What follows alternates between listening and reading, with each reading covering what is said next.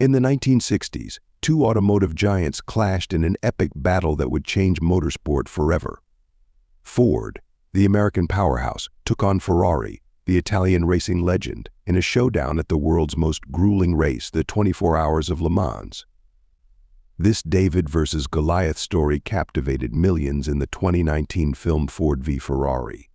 But the real story, even more incredible. Welcome back to Dream Machines Decoded, where we unravel the extraordinary stories behind automotive legends. Today we're diving into a tale that's not just about cars, but about human ambition, rivalry, and the pursuit of greatness. It's the real story behind Ford v Ferrari. It all began in 1963. Henry Ford II, looking to boost Ford's image, set his sights on buying Ferrari.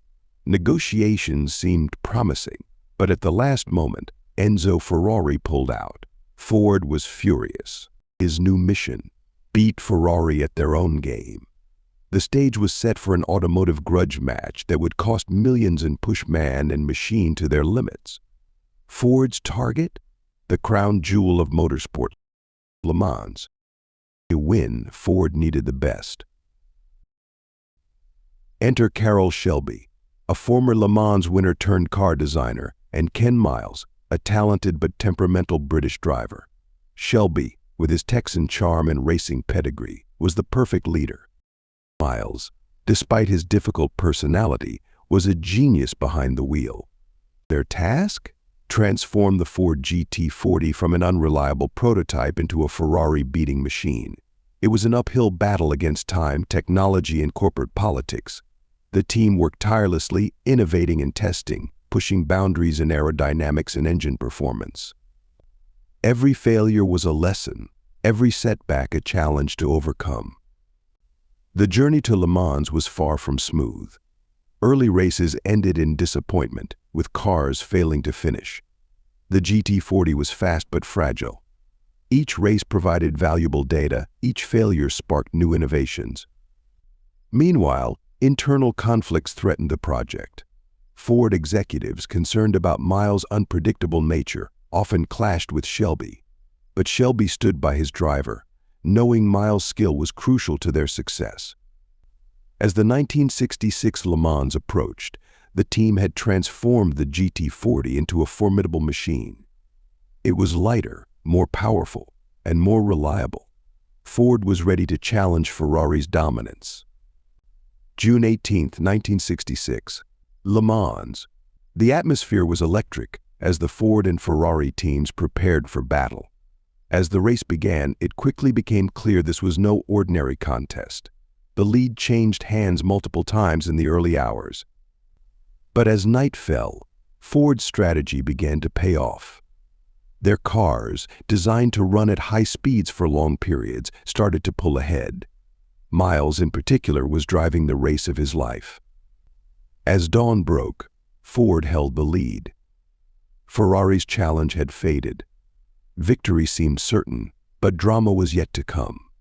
With Ford running 1-2-3, executives saw a marketing opportunity. They ordered their cars to cross the finish line together for a photo finish. Miles, leading the race, was asked to slow down to allow the other Fords to catch up. As they crossed the line in formation, confusion erupted. Due to Le Mans' complex rules about starting positions, Miles was denied the win, despite leading for much of the race. It was a bittersweet end to Ford's triumphant day. Ford's victory shook the racing world. They had achieved the impossible, beating Ferrari at their own game. The GT40 would go on to win Le Mans for the next 3 years, cementing its legendary status. For Ken Miles, triumph turned to tragedy. Just 2 months after Le Mans, he was killed testing a new Ford race car. His contribution to Ford's success, though, would never be forgotten. The Ford v Ferrari battle changed motorsport forever. It showed what American engineering could achieve on the world stage and ushered in a new era of high-tech race car development. The true story of Ford v Ferrari is more than just a tale of corporate rivalry. It's a testament to human determination, innovation, and the pursuit of excellence. It reminds us that with vision, skill, and perseverance, even the most daunting challenges can be overcome. The movie points out most of the important parts of the story pretty well, but some of the key parts of the movie was added different than the original story.